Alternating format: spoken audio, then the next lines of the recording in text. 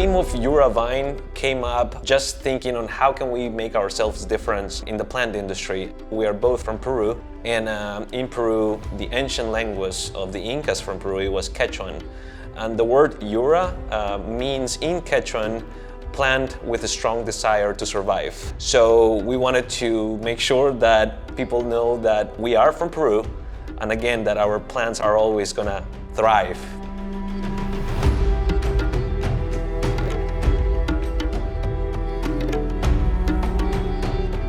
Sort of the first memories I have when I was a child in Peru. One summer, my family and we actually went picking apples outside of the city. It was the first time I had ever done anything like that, and even though it was so long ago, I can still, pretty much remember. It made me feel a sense of community. Growing up, both my mom and my dad worked a lot, so it was kind of hard to get everybody together in the same place at the same time. So for us to do something like that, take a trip outside of the city to connect with one another, connect with nature, it was really meaningful for me.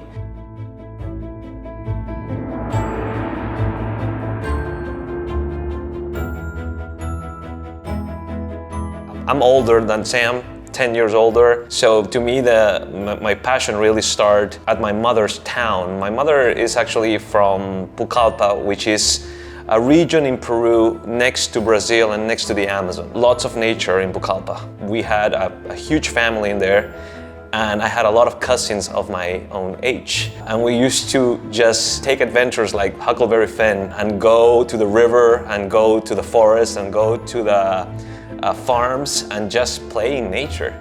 So I really enjoyed all of that, and I think that's where I really started having an interest in being more outdoors.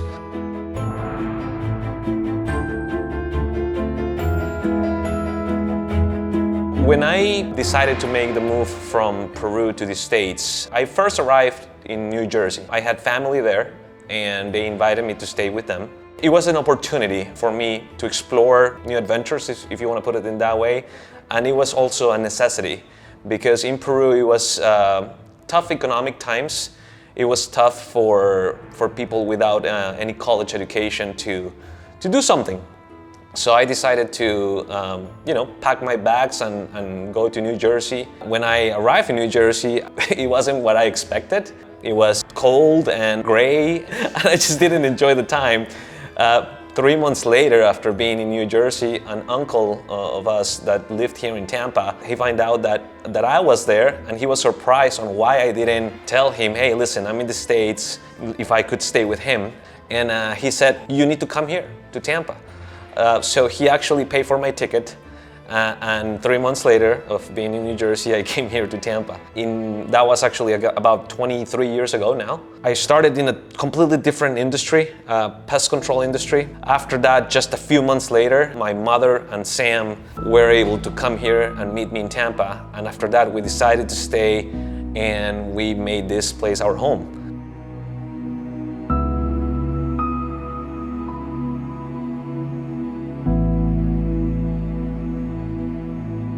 Coming from Lima to Tampa was a complete shock for me.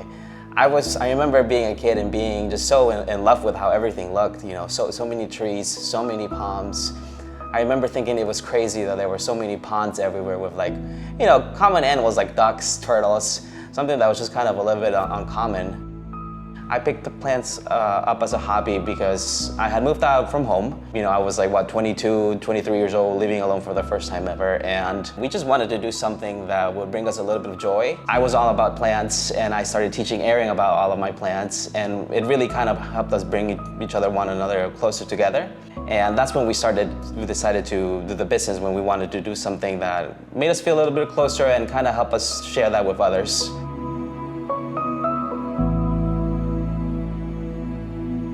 We argue, we work together, we hustle together. So really my passion in this business is not just the business. My passion is because I'm able to spend time with my brother. For me, family is everything. We love creating moss art here for many different reasons. But surprisingly, I actually started doing moss in a time where it was a little bit dark. I was feeling down, and I was just really, thinking of the future and trying to find myself again and making sure that I'm doing the right thing. One time I was with my son at a mall, and I saw for the first time this giant moss wall. It was probably about 30 feet high. And my son looked at me and he said, "Wow, Daddy, look at that. That looks amazing." At that time he was 8 years old. And he said, "You should do something like that because you can do anything." I was like, maybe I can. So I actually came back to Tampa with that little idea of let's try to do some moss. And I told Sam, I'm going to try to make this.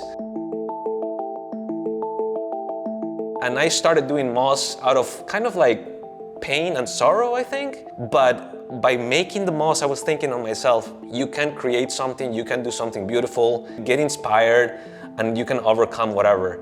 So I started doing moss, and then it became an essential part of our business to represent basically abstract art with nature, an easy way to express emotions, and also, of course, the beauty of nature. So I think it clicked, and it was just the perfect moment, and that's how we started doing moss.